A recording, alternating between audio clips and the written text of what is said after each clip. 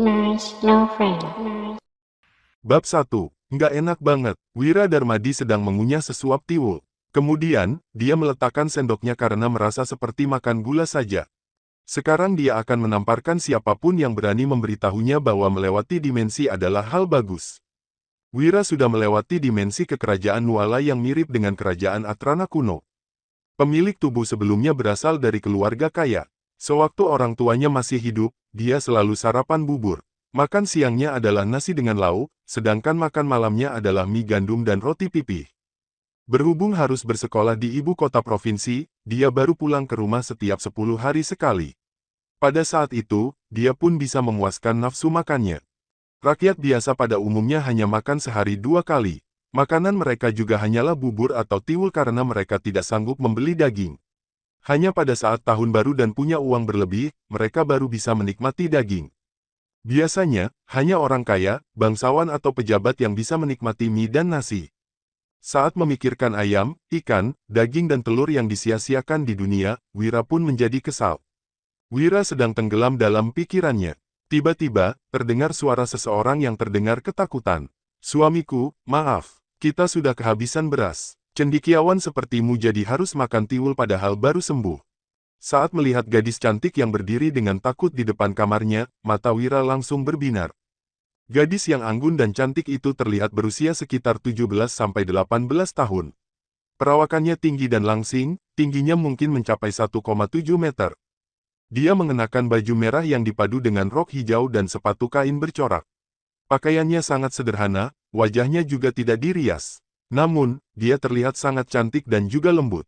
Hanya saja, wajahnya terlihat sangat pucat. Rambutnya juga sangat tipis dan kusam. Dia terlihat seperti orang yang kekurangan gizi saja. Gadis itu bernama Wulan Linardi. Dia adalah istri pemilik tubuh sebelumnya dan merupakan wanita tercantik di Kabupaten Uswal. Awalnya, pemilik tubuh sebelumnya sudah tidak mempunyai kesempatan untuk menikahinya. Pada saat itu, keluarga Linardi hampir dibantai. Jadi, mereka ingin menikahkan putri mereka agar tidak terlibat masalah. Namun, tidak ada orang di kabupaten ini yang berani menikahinya selain pemilik tubuh sebelumnya yang keras kepala itu. Pada hari pernikahan mereka, keluarga Linardi mendapat kabar bahwa ayah Wulan berhasil memutarbalikkan situasinya. Keluarga Linardi pun hendak membatalkan pernikahan mereka. Namun, Wulan menolaknya dengan tegas. Dia merasa suami istri harus melewati suka dan duka bersama sampai akhir hayat. Entah karena emosi akibat keluarga Linardi hendak membatalkan pernikahan atau ada yang salah dengan pemilik tubuh sebelumnya, mereka sudah menikah selama 3 tahun, tetapi masih belum berhasil berhubungan intim. Kemarin, pemilik tubuh tiba-tiba sakit dan koma. Pagi ini, Wira sudah melewati dimensi dan menempati tubuh ini. Saat melihat ada sesuatu di hidung mancung gadis itu, Wira pun bangkit dan mengulurkan tangannya. "Ah!" Wulan langsung berjongkok dan melindungi kepalanya sambil menangis. "Suamiku, jangan pukul aku. Semua mas kawin sudah benar-benar habis terjual." Tangan Wira pun berhenti di udara. Berhubung pemilik tubuh sebelumnya memiliki disfungsi seksual, sifatnya pun berubah drastis. Dia berhenti belajar untuk ikut ujian menjadi pejabat, dan hanya tahu bersenang-senang setiap hari. Oleh karena itu, keluarga mereka pun jatuh miskin. Selain itu, pemilik tubuh sebelumnya juga menyiksa istrinya yang cantik ini. Bukan hanya mas kawin Wulan yang sudah habis dijualnya, dia juga memaksa Wulan meminjam uang dari keluarga Linardi agar dia bisa berfoya-foya. Namun, Wulan malah merasa dirinya berutang budi pada pemilik tubuh sebelumnya. Wulan bukan hanya tidak meninggalkan suaminya, tetapi juga tetap melayani kebutuhan suaminya meskipun tubuhnya sudah terluka karena dipukuli suaminya. "Suamiku, jangan pukul aku lagi. Aku bakal cari cara untuk dapat uang, lalu membelikanmu alkohol dan daging." Wulan mendongak dan memohon sambil menangis terseduh-seduh. "Aku nggak minum alkohol, juga nggak makan daging. Ada kotoran di hidungmu, aku cuman mau bantu kamu menyekanya." Wira memapa Wulan yang gemetaran, lalu menyeka abu hitam di ujung hidungnya dengan lengan bajunya. Namun, Wulan malah menjadi lebih takut lagi. Dalam 3 tahun ini, suaminya bukan hanya memukul dan memakinya saja. Kadang-kadang, suaminya juga bisa bersikap lembut. Namun, dia melakukannya supaya Wulan menggadaikan mas kawinnya atau meminjam uang dari keluarga Linardi. Oleh karena itu, Wulan berpikir bahwa suaminya bersikap lembut hari ini karena mau meminta uang kepadanya. Wira meminta maaf dengan suara lembut, "Dulu, aku yang salah. Kelak, aku nggak bakal pukul kamu lagi. Huhuhu, Wulan langsung menangis dan berkata, suamiku, kamu pinjam berapa banyak uang lagi di luar sana? Waktu terakhir kali aku pulang ke rumah, kakakku sudah bilang kalau dia nggak bakal pinjamin aku uang lagi.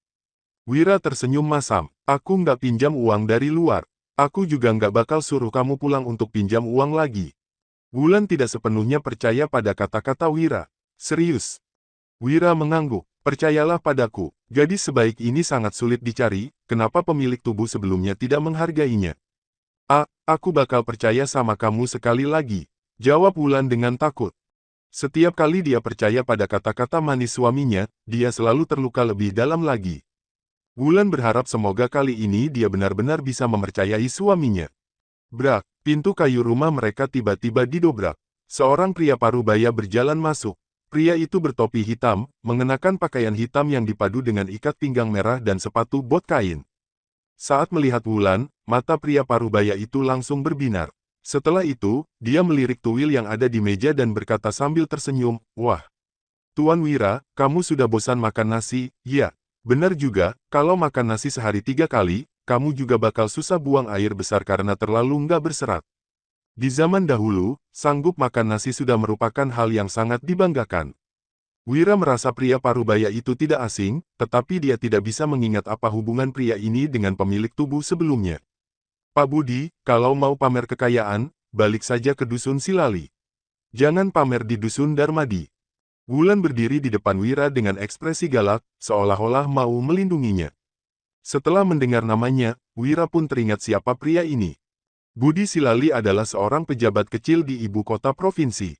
Dia juga merupakan kepala desa dari desa Pimola dan orang kaya dari Dusun Silali yang lokasinya tidak jauh dari Dusun Darmadi.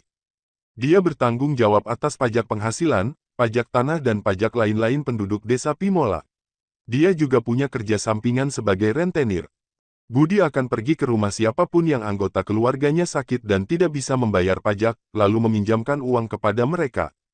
Dengan cara ini, dia sudah mendapatkan tanah sebanyak 20 hektar dan menjadi lumayan kaya. Rumah kalian, ini rumahku, bahkan kamu juga bakal segera jadi milikku. Buka matamu dan lihat baik-baik. Kemudian, Budi mengeluarkan selembar bukti pinjaman dari kantong bajunya dan membukanya dengan sombong.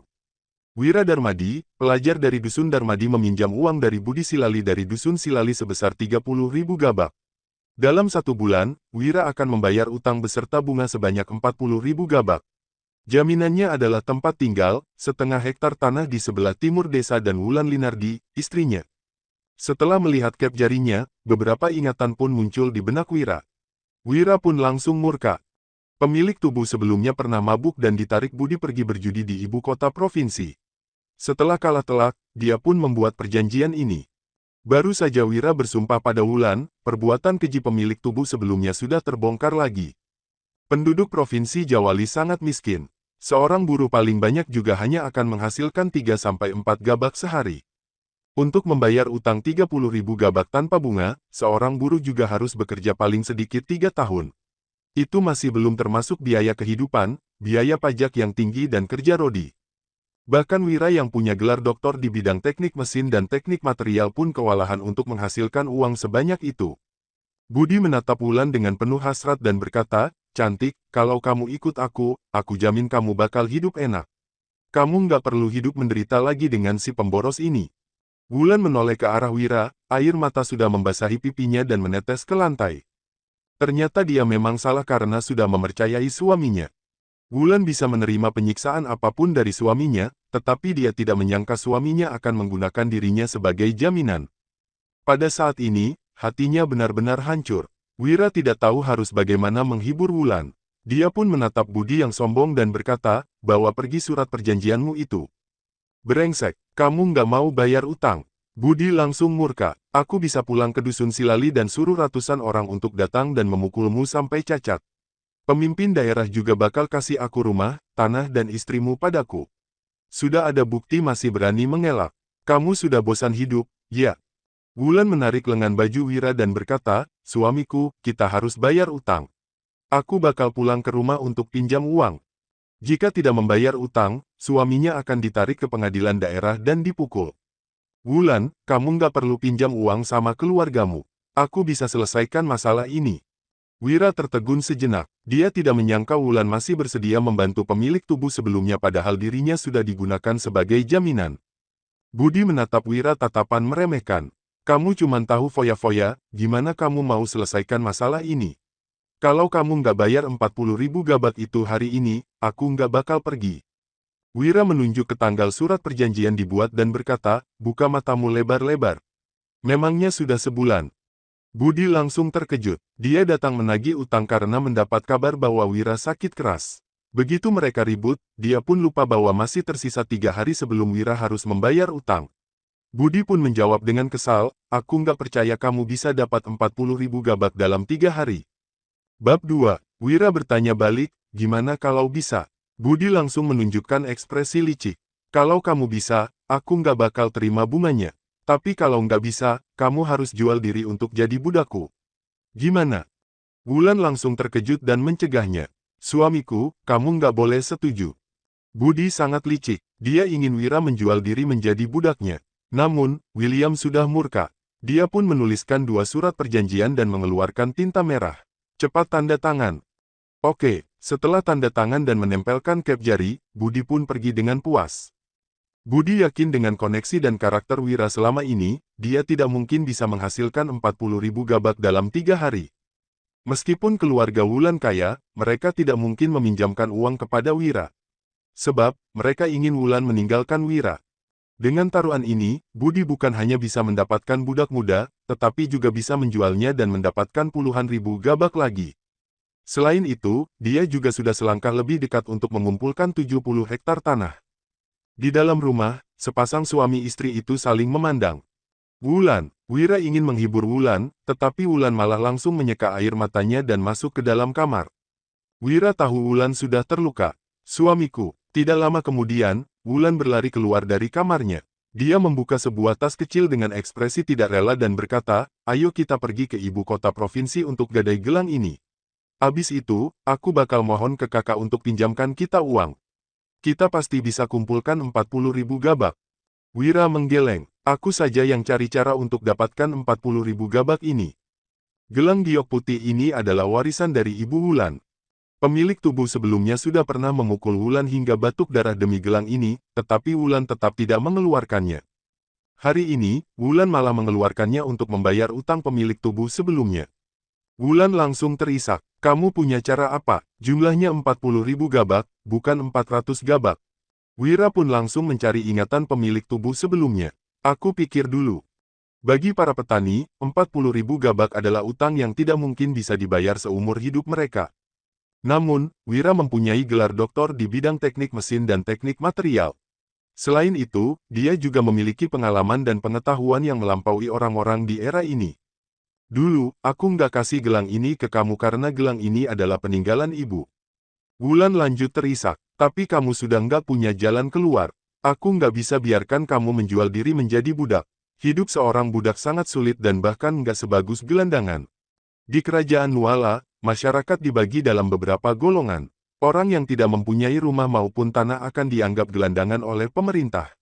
Statusnya lebih rendah dari rakyat jelata. Sementara status budak bahkan lebih rendah dari gelandangan lagi. Wira tidak memperhatikan apa yang dikatakan Wulan. Dia sedang berusaha keras untuk mencari ingatan pemilik tubuh sebelumnya. Teknologi di kerajaan Nuala mirip dengan dinasti Songada negara Atrana. Wira yang mempunyai gelar doktor di bidang teknik mesin dan teknik material pasti bisa menciptakan sesuatu yang baru. Namun, desa kecil ini bahkan tidak mempunyai toko besi. Orang yang sangat berbakat sekalipun tidak akan bisa maju di desa ini. Tapi ini benar-benar yang terakhir kali, ya. Kelak, kakak pasti nggak bakal bantu kita lagi. Wulan menyeka air matanya, lalu mendongak. Kalau kamu pinjam uang dari luar lagi, aku benar-benar sudah nggak bisa bantu. Kalau kamu jadi gelandangan, aku bakal temani kamu jadi gelandangan. Ketemu cara. Mata Wira langsung berbinar. Dia mengambil sebungkus tepung kedelai, lesung batu dan cangkul, lalu keluar dari rumah dengan menjinjing keranjang bambu. Suamiku, Wulan sangat heran. Biasanya, Wulan yang selalu bercocok tanam. Suaminya tidak pernah melakukan hal itu. Lagi pula, musim panen sudah berakhir. Untuk apa suaminya mengambil alat bertani? Dusun Darmadi mempunyai tanah yang datar. Di luar desa, ada sungai Jinggu yang jauhnya 500 meter dan gunung yang jauhnya 15 kilometer. Di dusun ini, ada 40 keluarga yang semuanya bermarga Darmadi. Mereka semua berasal dari leluhur yang sama. Setelah musim panen berakhir, penduduk harus membayar pajak penghasilan dan pajak tanah. Para bandit juga akan datang untuk meminta hasil panen mereka. Bahan pangan yang disimpan para penduduk biasanya tidak cukup untuk memenuhi kebutuhan hidup mereka, apalagi harus bertahan sampai musim panen berikutnya. Jadi, tidak ada penduduk yang menganggur. Jika tidak pergi bekerja, mereka akan menjahit di rumah atau mengumpulkan sayuran liar. Begitu sampai di tanah kosong di luar dusun, Wira pun mulai mencangkul. Dia mengambil sehelai rumput, mencucinya di air dalam ember, lalu mulai mengunyahnya. Bukannya itu Wira, kenapa dia makan rumput? Pasti rumahnya sudah kehabisan makanan. Dengar-dengar, dia berutang 40.000 gabak sama Pak Budi. Kalau dia tidak bisa bayar 3 hari lagi, rumah, istri dan tanahnya bakal jadi milik Pak Budi. Dasar pemboros. Padahal ayahnya sudah tinggalkan begitu banyak harta buat dia, tapi semuanya sudah habis di foya-foya. Sekarang dia sampai harus makan rumput lantaran kelaparan. Mampus. Saat melihat Wira yang mengunyah rumput, beberapa wanita yang keluar untuk memetik sayuran liar pun menghujatnya. Wira pun memuntahkan rumput yang dia kunyah, lalu mulai mencangkul. Pemilik tubuh sebelumnya tidak bekerja dan jarang berolahraga. Jadi, staminanya sangat buruk. Setelah menggali sesaat, Wira pun bersandar pada cangkulnya sambil terengah-engah. Wira, rumahmu sudah nggak ada makanan, ya. Kok makan rumput? Rumput ini nggak bisa dimakan loh. Ngemis saja sama warga dusun. Kamu toh seorang pelajar, orang-orang pasti bakal kasih kamu makan kok. Seorang pemuda yang terlihat seperti preman berjalan mendekati Wira.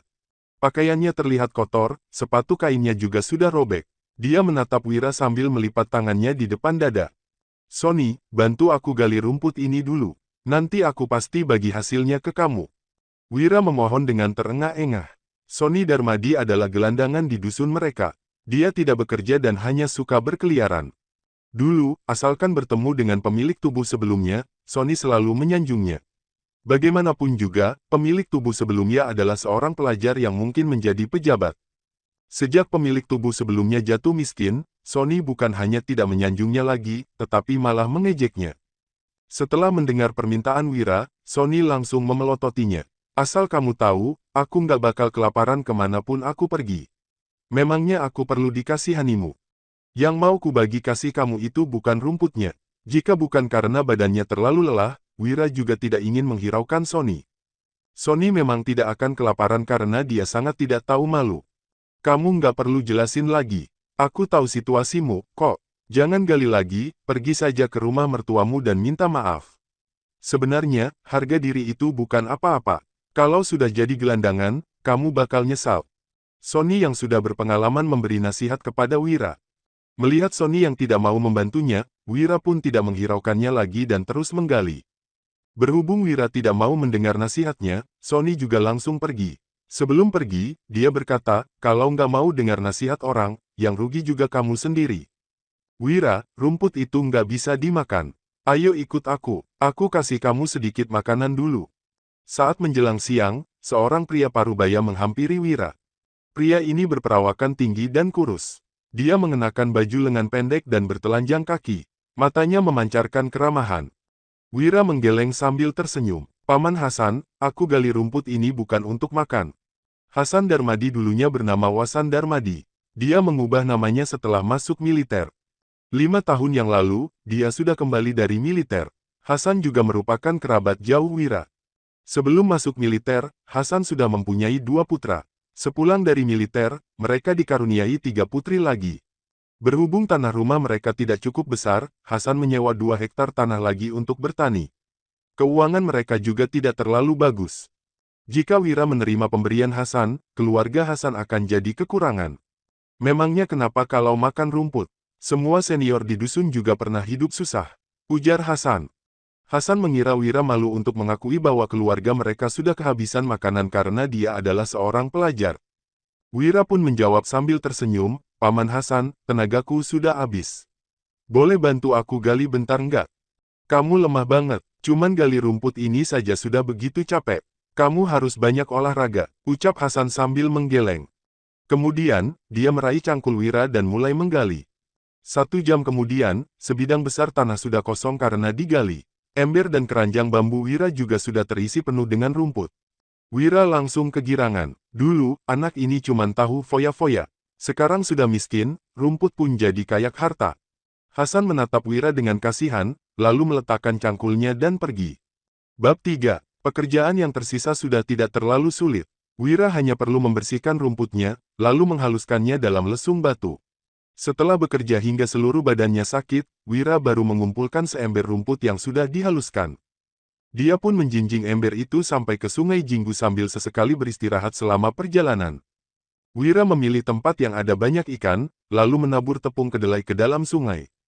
Setelah ada umpan, ikannya menjadi semakin banyak. Wira pun menuangkan serpihan rumput ke dalam sungai dengan hati-hati. Seiring dengan serpihan rumput yang menyebar, satu demi satu ikan pun mulai mengapung. Tidak lama kemudian, Wira sudah berhasil menangkap 8 ekor ikan besar dan 15 ekor ikan kecil. Ikan yang besar beratnya di atas 2 kg, sedangkan yang kecil beratnya di atas 250 gram. Wira melepaskan ikan yang lebih kecil dari itu. Setelah matahari terbenam, Wira pun pulang ke rumah. Dalam perjalanan pulang, Wira melewati sebuah gubuk jerami di ujung timur dusun. Di depan gubuk jerami itu, ada sebuah kandang sapi dan halaman kecil yang dibatasi dengan pagar bambu. "Paman Hasan!" teriak Wira. 3 gadis cilik berlari keluar dari rumah. Mereka menatap Wira dengan penasaran, tetapi juga takut. "Wira, ya, pamanmu baru keluar. Ada apa?" Seorang wanita parubaya berjalan keluar dari rumah. Dia menatap Wira dengan waspada. "Bibi Hani, siang tadi Paman Hasan sudah membantuku. Jadi, aku bawain beberapa ekor ikan untuk kalian." Wira menaruh 2 ekor ikan besar dan 6 ekor ikan kecil di depan rumah mereka. Setelah itu, Wira pun pergi. "Ah, ini sudah terlalu banyak. Wira, kamu bawa pulang saja." Bibi Hani yang awalnya terlihat waspada pun tercengang. Pada zaman ini, semua orang hidup miskin. Kerabat yang membantu biasanya juga hanya memberi sedikit bahan pangan sebagai balasan, mana ada orang yang langsung memberikan begitu banyak ikan. Bahkan kepala dusun yang paling kaya pun tidak rela membeli begitu banyak ikan pada saat tahun baru. Jika ikan yang diberi Wira dijual, mereka sudah bisa menghasilkan beberapa ratus gabak. Bagi Hani, hadiah ini terlalu berharga. Hani tidak mengerti kenapa si pemboros itu memberikan begitu banyak ikan untuk mereka. "Aku masih ada kok." Wira sama sekali tidak menoleh dan langsung pergi. "Ikan, ikan." 3 gadis cilik itu langsung mengelilingi 8 ekor ikan dengan bersemangat. Hani sangat kebingungan. Dia ingin memasak ikan itu untuk anaknya, tetapi juga merasa sayang dan takut. Tidak lama kemudian, Hasan dan kedua putranya kembali. Hani pun berkata dengan cemas, "Hasan, Wira bilang kamu sudah bantu dia. Jadi, tadi dia bawakan begitu banyak ikan untuk kita. Sebenarnya kamu bantu dia ngapain? Kenapa dia kasih kita begitu banyak ikan?" "Aku cuman bantu dia gali rumput sebentar. Dari mana dia dapat begitu banyak ikan?" Hasan menatap 8 ekor ikan itu dengan heran, lalu bertanya, "Kamu nggak salah lihat. Memang Wira yang kasih." Untuk mendapatkan ikan sebanyak ini, para nelayan juga harus melaut selama beberapa hari. Kenapa Wira yang begitu lemah bisa menangkap begitu banyak ikan? "Aku toh nggak buta, masa bisa salah mengenali Wira?" ujar Hani sambil memelototi Hasan. Namun, Hani sudah tenang karena Hasan memang sudah menolong Wira. Dia pun menyimpan ikan itu dan berencana memasak seekor untuk dinikmati mereka sekeluarga. Ikan yang tersisa akan dia jual untuk membeli kain. Sudah mau tahun baru, Hani mau membuat pakaian untuk anak-anaknya. "Nggak bisa, kita nggak boleh terima. Aku nggak tahu dari mana dia dapatkan ikan ini, tapi dia berutang begitu banyak pada Pak Budi. Dia bisa menjual ikan-ikan ini untuk bayar utang." Hasan memasukkan ikan-ikan itu ke ember kayu, lalu hendak membawanya pergi. "Hasan," Hani memohon, "balikin saja ikan yang besar ke Wira. Kita boleh masak ikan yang kecil untuk anak-anak.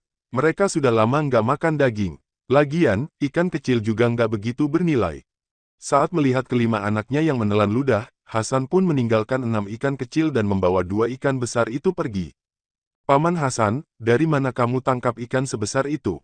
1 ekor ini beratnya ada sekitar 2-3 kilo, kan?" Sony yang sedang berkeliaran di dusun menghampiri Hasan. Saat melihat 2 ekor ikan yang dibawa Hasan, dia pun langsung menelan ludah. Dia sudah lama tidak makan enak. Hasan menjawab, "2 ekor ikan ini punya Wira, aku mau balikin ke dia." "Punya Wira?" Sony tidak percaya. Siang tadi, si kutu buku itu masih menggali rumput. Kenapa bisa tiba-tiba ada dua ikan besar? Tubuh Wira sangat lemah, sedangkan ikan yang ditangkapnya sangat berat. Berhubung Wira terus berhenti untuk istirahat di sepanjang jalan, Hasan sudah menyusulnya sebelum dia sampai ke rumah. Hasan mau mengembalikan ikannya, tetapi Wira tidak mau menerimanya. Paman, kamu ngapain sih? Aku sudah bilang itu untukmu, kenapa dibalikin lagi? Wira, paman sudah terima ikan kecilnya. Kamu jual saja ikan yang besar untuk bayar utang. Hasan langsung memasukkan ikan itu ke keranjang bambu Wira. Paman, harga dua ikan ini juga nggak cukup bayar utang. Wira mengeluarkan ikannya lagi. Kalau kamu merasa nggak enak, suruh saja Danu dan Dodi untuk bantuin aku besok. Aku jamin kelak kalian pasti bisa makan daging tiap hari. Makan daging tiap hari. Hasan sangat kaget. Dia toh bukan pejabat, mana mungkin dia bisa makan daging setiap hari. Sudah bagus apabila mereka tidak kelaparan. Namun, setelah melihat begitu banyak ikan yang Wira tangkap hari ini, Hasan pun sedikit menantikannya. Wira kemana? Kenapa masih belum pulang? Jangan-jangan dia kabur. Wulan menunggu di depan pintu dengan gelisah. Tepat pada saat hatinya kacau, dia melihat seseorang berjalan perlahan ke depan pintu. Wulan langsung berlari menghampirinya. Saat melihat keranjang bambu yang dipenuhi ikan, Wulan langsung terkejut. Dia mengulurkan tangannya dengan maksud untuk membantu Wira. Suamiku, kok kamu bisa punya begitu banyak ikan? Wira mencegah Wulan yang ingin membantunya mengangkat keranjang bambu itu, lalu berkata, ini terlalu berat, aku saja yang angkat. Wulan sangat kebingungan. Siapa yang memberi suaminya begitu banyak ikan? Wira berkata lagi, malam ini, kumasakkan ikan buatmu ya. Wulan memaksakan seulas senyum. Suamiku, kamu saja yang makan. Aku minum supnya saja. Besok, kita bisa bawa sisanya ke ibu kota provinsi untuk dijual. Wira memilih 2 ekor ikan yang beratnya sekilo, lalu berkata, aku sudah punya cara untuk bayar utang. Nanti malam, kamu harus banyak makan. Kamu sudah terlalu kurus. Wulan menjadi sangat gelisah. Suaminya bermulut manis lagi. Jadi, ikan-ikan ini pasti didapat dengan cara ilegal. Wira membunuh dan membersihkan ikan yang akan dimasaknya. Wulan mau membantunya, tetapi Wira menyuruhnya untuk istirahat. Tidak lama kemudian, Wira membawa 2 ekor ikan yang sudah dia bersihkan ke dapur.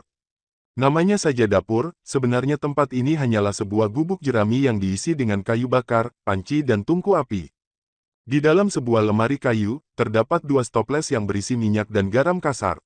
Selain itu, juga ada 5 buah mangkuk dan 4 buah piring. Di sampingnya, ada sebuah gentong besar berisi air. Di atas gentong, terletak sebuah gayung dan talenan. Kesederhanaan tempat ini benar-benar mengejutkan Wira. Suamiku, kamu itu seorang pelajar. Aku saja yang masak. Wulan datang dengan membawa lampu minyak.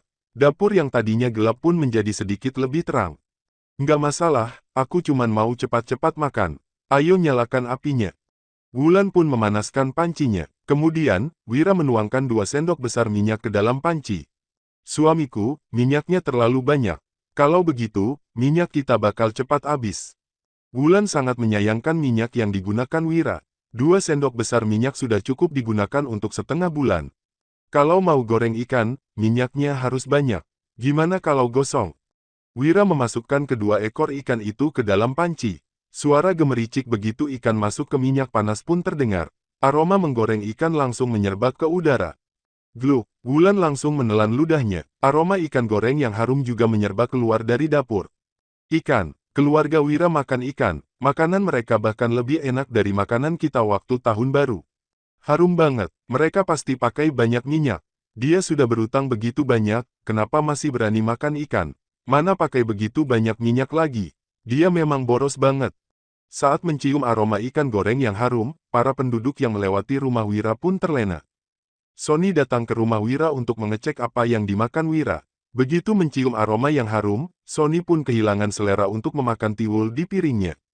Setelah menggoreng selama 15 menit, Wira mengeluarkan garam untuk menaruh rasa. Garam yang mereka pakai adalah garam yang belum dimurnikan. Warnanya masih sedikit kekuningan dan bercampur dengan kotoran. Meskipun harganya tidak mahal, hanya sekitar 50 gabak untuk setengah kilogram, ada banyak penduduk yang tidak mampu membelinya.